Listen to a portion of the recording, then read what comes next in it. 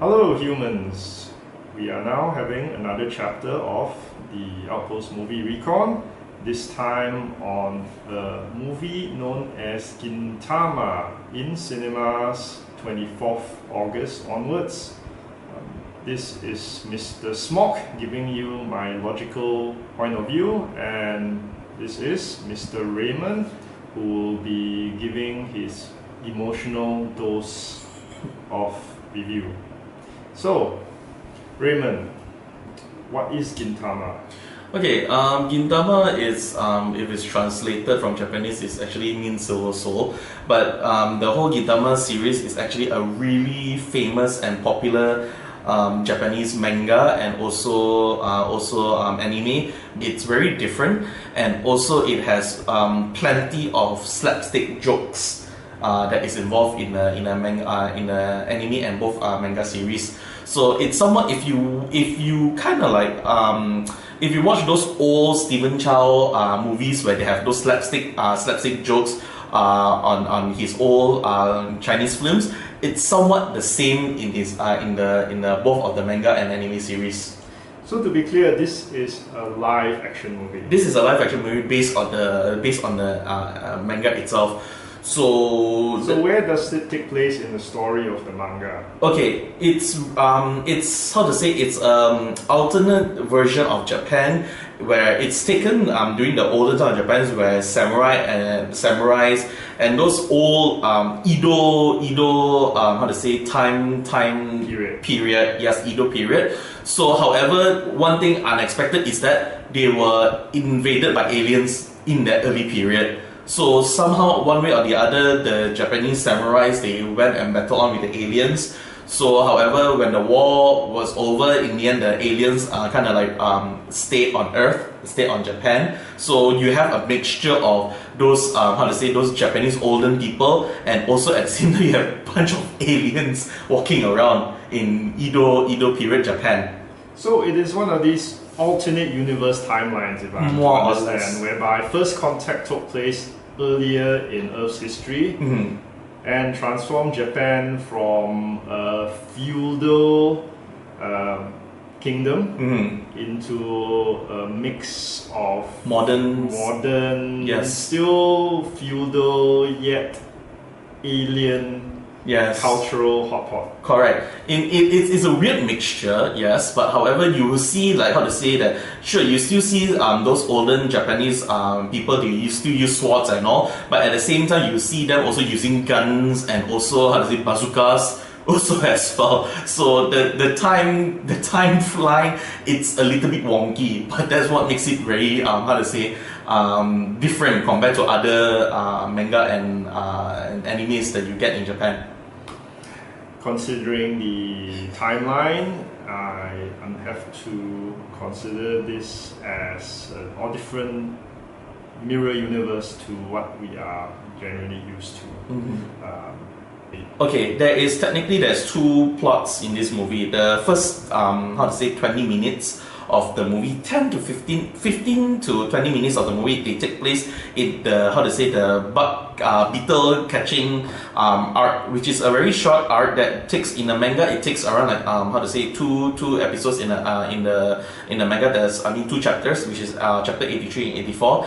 In the anime, I can't remember, but the anime version is only like one episode only because it was very, very short. So what else? The longer arc, majority of it it's on the Benny Sakura arc, which is based on the chapter 89 to 98 in the how to say, in the manga series. So where it's how to say, it's a demonic how to say, or super powered katana that and this guy, he's trying to kill off all the famous samurais around in Japan.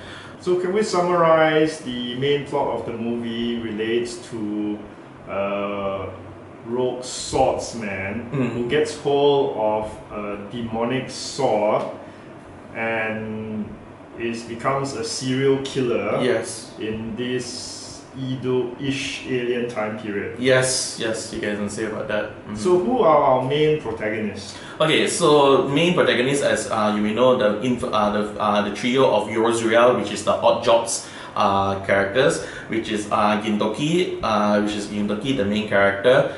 His two sidekicks, Shinpachi Shimura, and also Kagura, the Yato alien girl. And also joining him is that there's also the Shinsengumi, which is considered like the police force of the Japan of that time. You have Kondo, the captain of Kondo Isao, which is the captain of the Shinsengumi.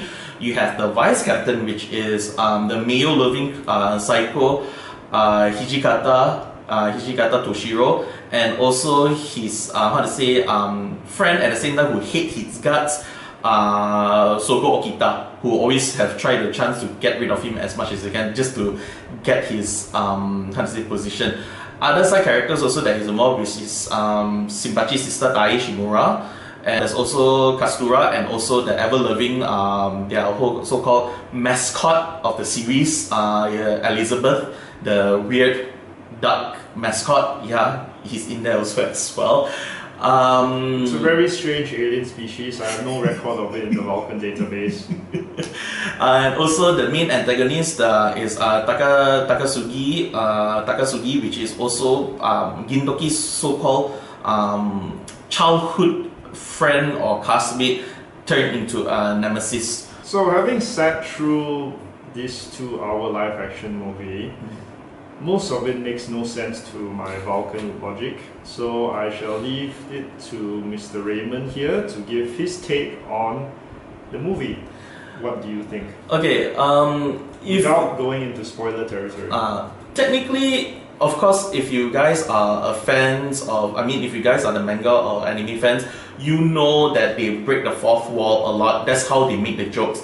Characters will always speak loudly when the situation is like, it's so ridiculous, that's why they have to speak loudly. Majority of the characters, they speak quite loudly because that's how the anime and the manga characters, they speak when they see something ridiculous, and it does make sense to them also as well. There's a lot of shouting. Plenty of shouting.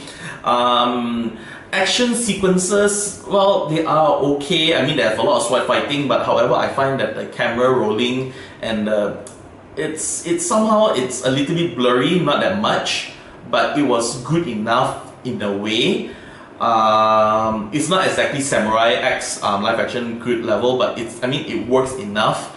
They still have the essence. To me, when I find that the action sequences, it's more or less like 300, where Zack Snyder recorded 300. It has that the line tones and all, so you can see that it's really comic-y when they fight, but also at the same time you are visualizing it in the manga in real life action in a way. As you may know, Gintama, they always have a lot of copyright infringement jokes. They technically, as long as you see the word Gintama over there, you can see they can just pull in other anime series or other anime manga series, and they just put it inside there, and they just get away with it. They won't get sued or anything. They can able just to get away with it, and the character knows is that, are we supposed to do that such thing, because I think it's like breaking the law or something. But they know it's like, it's fine, it's okay, don't worry about it, just go along with the flow. They know. That's why they have a lot of fourth wall breaking in the movie itself. They started off breaking the fourth wall very early on, yes. And there is an introduction which basically surmises that they do not expect manga or anime fans to be satisfied with what you will be watching, but there is a certain catering to new audiences like myself who have no preconceptions based on the anime or the manga. There are certain jokes which is, if you are Japanese, if you are Japanese fans, you will get those jokes if you know those actor and actresses. Otherwise, yeah, you'll be a little bit clueless. What does the joke means in most of the times? I admit, coming from Vulcan, I am mostly clueless. So, was there anything you did not like about the movie? I find it okay. As you know, as there's a lot of animes that turn into movies, there are a lot of risk involved. you need to know they need to know that how they want to balance out all the famous or the characters are going to be in there, and how they're going to make the story how to say smoothly. There's a lot to involve. Majority of some what we watch the animated movies, they did not do well. Some exceptional ones like let's say Death Note was good, Samurai X was good.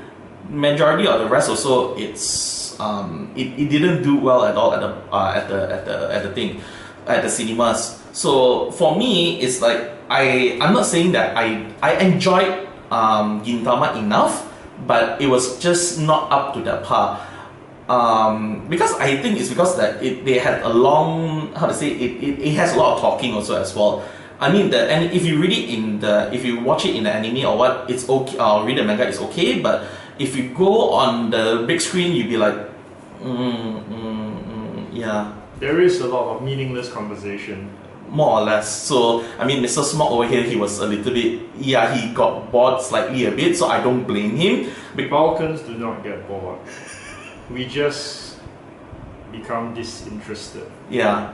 All the actors and actresses played their roles well, except I find that they just choose the wrong actor to play as Kondo, the captain of the Shinpachi. Reason is because that in the anime manga, he's actually really quite big size. He's quite big size. I mean muscular, and that's why the people always give him a nickname called the Gorilla. Whereas the actor in this movie, he was a little bit on the skinny side. So giving him the nickname Gorilla was a little bit out. I like that character a lot. So when I saw the actor playing as Kondo, it's like not exactly that. But overall, again, all the actors and actresses played their roles well. Storyline was good. Action sequence was it's okay. But if you ask me, is it cinema worthy? For me, I would just give it. I enjoy the manga and anime, but the live action, it did not put up to par for me. So I would only give it a 6.5 out of 10. Yeah, that's how it is. I mean, it's not bad. Again, it's not bad. It's okay, but it's not exactly good either. So Gintama is now showing in cinemas starting today. Go catch it if you are an anime fan, but prepare to be disappointed, as we understand many translations of anime to manga and live action do not sit well with the fan following. However, if you are not a fan of Gintama, you might still find this as quirky, awkward comedy. I have still much to learn about human culture, even more so about Japanese culture. If you think we have useful opinions for our movie reviews, please follow us on YouTube, and we shall be back again soon. This is Mr. Smog signing off. And Mr. Raymond here also. What do Japanese say to sign off? Oyasumi is good night. So yeah. Sayonara. Sayonara. Okay, yeah. Sayonara. I totally forgot about that. I'm so sorry. Sayonara.